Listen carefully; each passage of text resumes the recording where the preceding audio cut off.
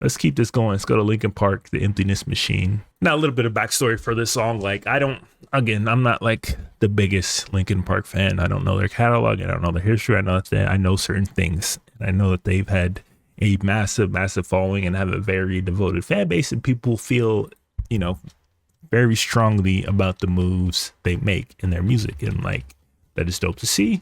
My kind of first introduction to them was like most people who love hip hop was with Jay-Z, their whole Linkin Park Jay-Z album.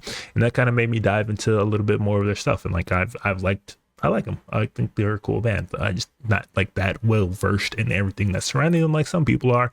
But I do know, and I am aware of like the current controversy surrounding like this new lead singer that they have. What is her name? It's Emily Armstrong. That's her. This is like the first single featuring, I guess, Emily Armstrong, and the first lead single off their upcoming album with her as the lead vocalist, and their band, trying to kind of not even replace, but kind of like fill in for that void that was left by Chester Bennington's passing. And like, obviously that's going to elicit strong emotions and reactions to it. Some people are going to love it. Some people are really going to hate it. And some people are really, really, really hated it for a lot of reasons that are extending far beyond music that I'm not going to even get into here. But like, this is their first lead single from that album, like their first introduction to people. Like, this is our sound.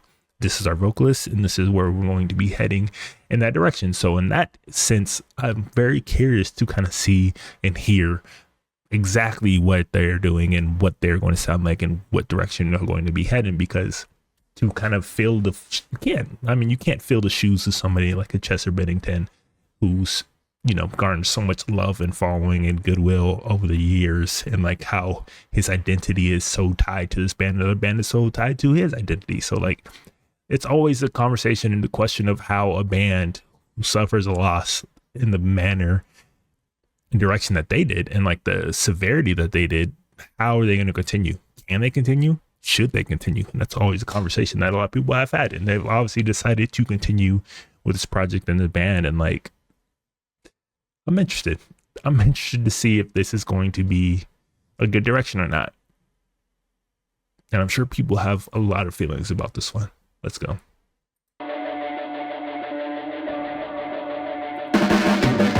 Your blades are sharpened with precision, flashing your favorite point of view. I know you're waiting in the distance, just like you always do, just like you always do. Already pulling me in, already under my skin, and I know exactly how this ends. I let you cut me open just to watch me bleed. Gave up who I am for who you wanted me to be.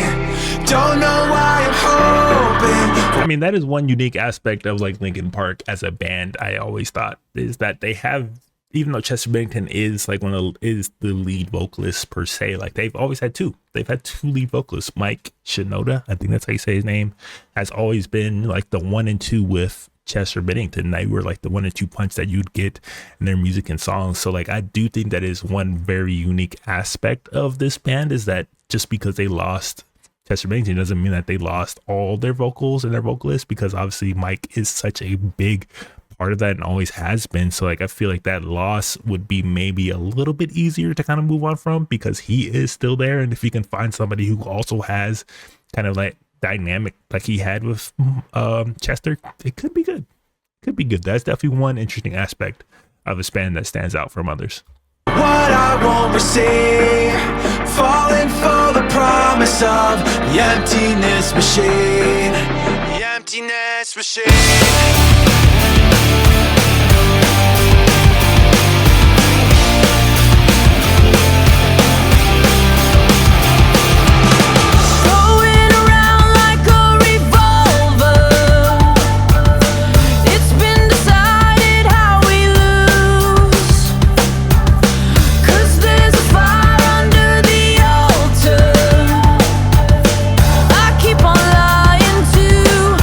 Keep on lying to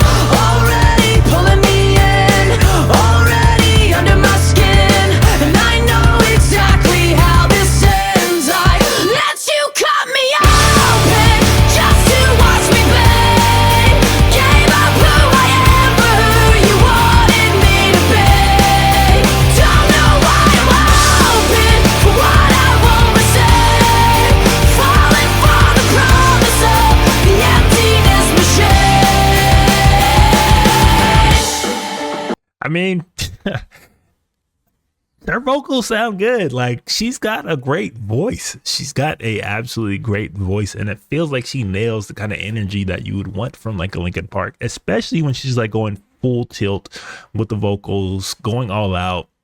That is kind of a signature of Chester, is like that, when he can go all out and like really express himself vocally and like just go full tilt. It seems to be kind of matching that same type of energy. So like on that front, it seems fine. It definitely seems like it could work. And like her vocals are strong.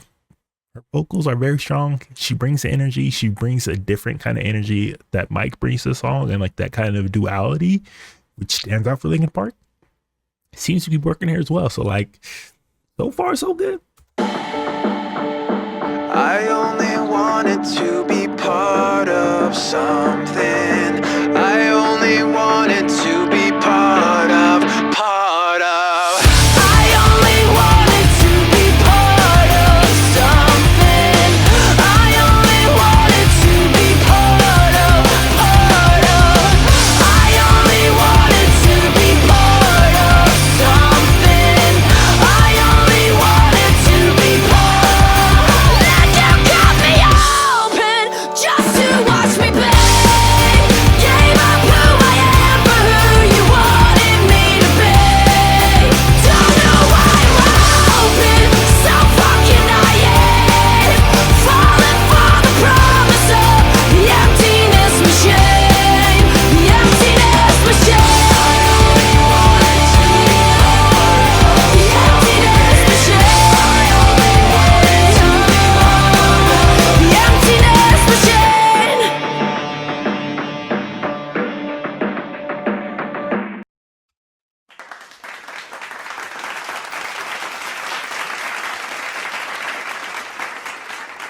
I mean, again, like, I'm not the biggest Linkin Park fan. I don't know their full backlog and catalog to kind of compare to, but from what I do know about them, like, this seems like a direction, like a good direction for them. It sounds like Linkin Park. It feels like Linkin Park. Maybe not obviously of old, of course not like of old, but it definitely feels like kind of in that same vein and energy and like what you would want from a band like them. And like, her vocals are extremely strong. I think she delivers the emotion and the feels, and she hits those like full tilt moments especially hard. And like, I think that's what, as somebody who's just a kind of like sometime Linkin Park kind of follower and listener, that's what I like. It's what I want. And I feels like that is, if this is what we're going to be getting in the future, I'm here for it. And I'm definitely kind of excited to hear what the whole album is going to sound like and when everything comes together. But like, again, you can never replace somebody like Chester Bennington, but like, if this is a new direction, a new sound, and like new band that they're going to be going forward, I'm here for it. I'm excited to see what else they have to offer. But again, any of you like diehard Linkin Park fanatics, let me know what you think about this, because I'm very interested to like how their like wider audience feels about this.